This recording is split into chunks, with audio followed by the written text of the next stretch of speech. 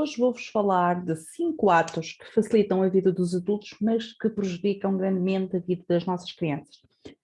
Muitas das coisas que nós fazemos no nosso dia-a-dia, elas são como que destinadas a tornar as nossas vidas mais fáceis. É lógico que nós temos que conciliar o trabalho com a vida familiar, com os deveres domésticos, com a nossa vida social, com o casamento, com a relação, e não há horas no dia se não desenvolvermos estratégias para facilitar esse dia-a-dia. Então é impossível nós conseguirmos todos.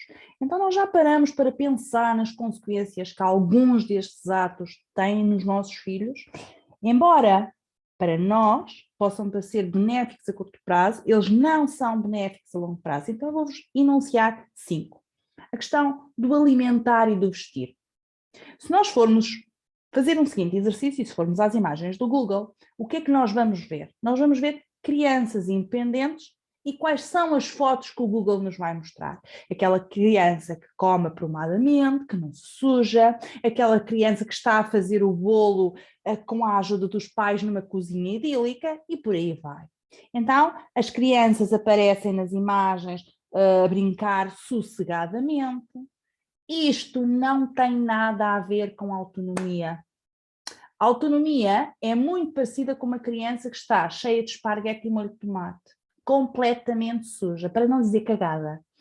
Então, imaginem os rostos dos vossos filhos cheios de molho de tomate, a cozinha cheia de molho de tomate, a mesa cheia de molho de tomate.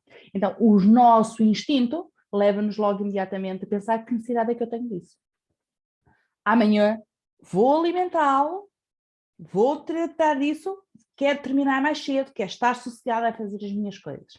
Lamento, isso é uma falsa crença, de que a autonomia dos mais pequenos implica um maior conforto para os pais. Que quando os nossos filhos são autónomos, nós lemos tranquilamente, enquanto o nosso filho vai preparar bolachas na cozinha sem manchar nada. Nós pensamos que as crianças autónomas, elas levantam sozinhas, elas preparam o pequeno almoço sozinhas, elas escovam os dentes sozinhas, elas vestem sozinhas, enquanto nós fazemos outra coisa.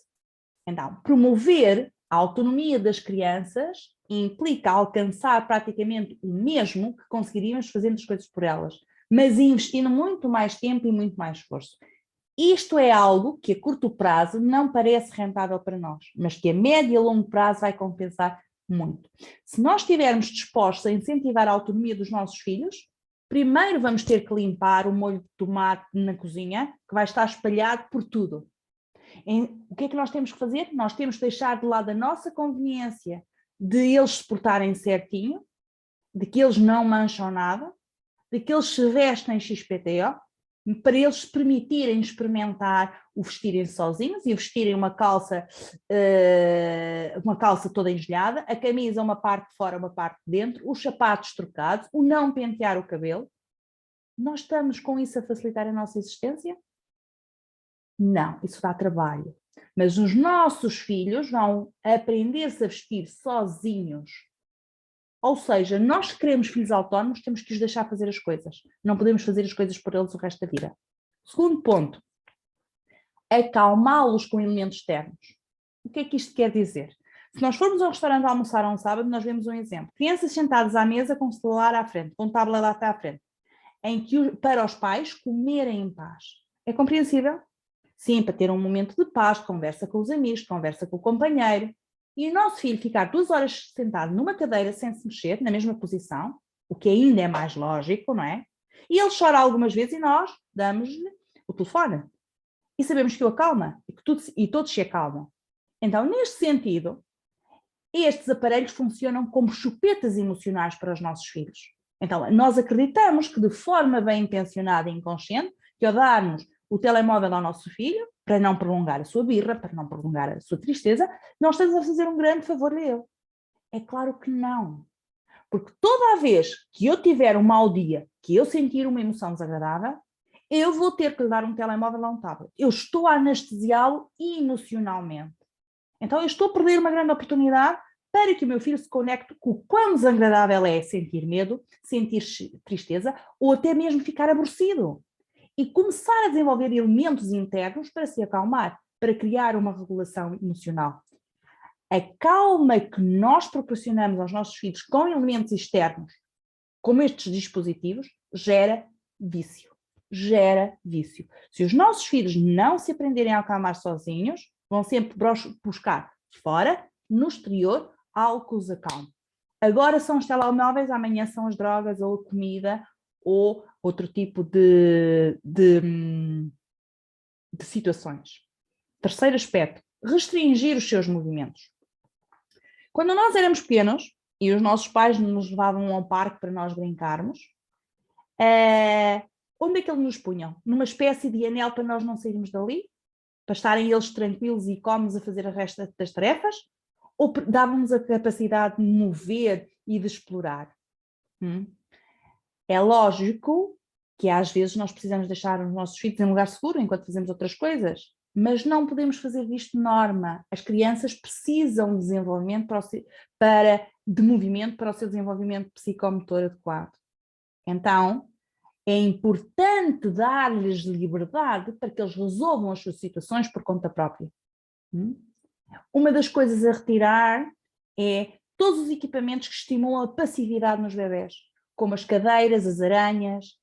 Se a criança está numa cadeira alta, ela não pode brincar sozinha. Se algo cair, ela não consegue apanhar. É a mãe ou um adulto que tem que estar ali para lhe poder dar. Então, a pessoa tem que pedir ajuda em vez de aprender a resolver um problema. Então, uma criança limitada ou confinada vai se tornar uma criança passiva ou raivosa.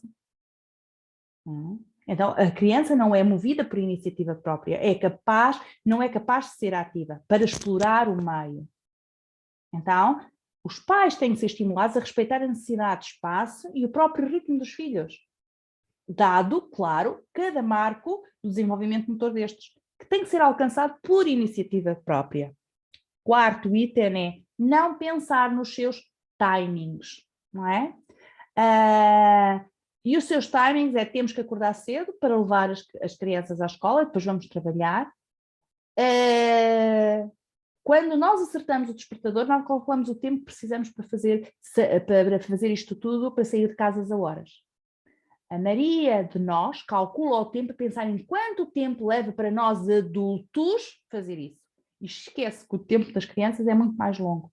Elas não têm a mesma destreza dos adultos, elas não têm a mesma capacidade de realizar tarefas, elas distraem-se mais facilmente. Mesmo que elas recebam uma ordem clara, como se vestir, basta que encontrem um brinquedo, basta que encontrem um fio no tapete, eles começam a brincar com ele. Então, é preciso pensar também no tempo que o meu filho precisa para realizar uma determinada tarefa, com base na sua idade, com base no seu grau de autonomia, com base nas suas características. Então, desta forma, nós não teremos que acabar por fazer as tarefas que eles deveriam fazer, como preparar a mochila, como tomar banho, e andamos sempre às pressas, com o dia sobrecarregado. E, por finalmente, o quinto, antecipar os seus problemas. E o que é antecipar os seus problemas? Nós, como pais, por vezes temos uma forma de, se resolver todos os problemas dos nossos filhos, não somos o problema. Então é muito interessante isto, porque imaginem o seguinte que vos pode acontecer. Imaginem que um dia a vossa filha ou o vosso filho chega da escola e diz: olha mãe, eu esqueci-me do livro de matemática e não sei que exercícios é que é para fazer. Eu deixo as chaves no chão, eu largo a mala na cadeira, eu tiro o telemóvel do bolso, deixo as compras no chão e a pergunta: o que é que eu estou a fazer? Vou resolver o assunto da minha filha cuja responsabilidade era dela. Então o que é que ele disse? O que é que ele diz a um filho quando isto acontece? Meu querido, não é minha responsabilidade que tenha esquecido do livro de matemática. Então amanhã vais dizer à professora que não fizeste o exercício porque te esqueceste do livro. Mas mãe, eles vai-me dar uma má nota, a professora vai-me pôr falta.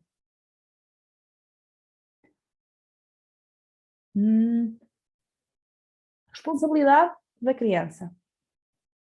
Queres saber o trabalho de casa? Não tens? Pedes um print no grupo para que tu enviem. É da responsabilidade da criança poder fazer isso. É da responsabilidade da criança começar a preparar a sua sandes para levar para o lanche. Claro que os nossos filhos falham, cometem erros, sofrem, mas nós antecipamos o problema. Nós não podemos tirar as pedras do caminho dos nossos filhos para que não tropecem. Nós temos que os ensinar a saltar por cima.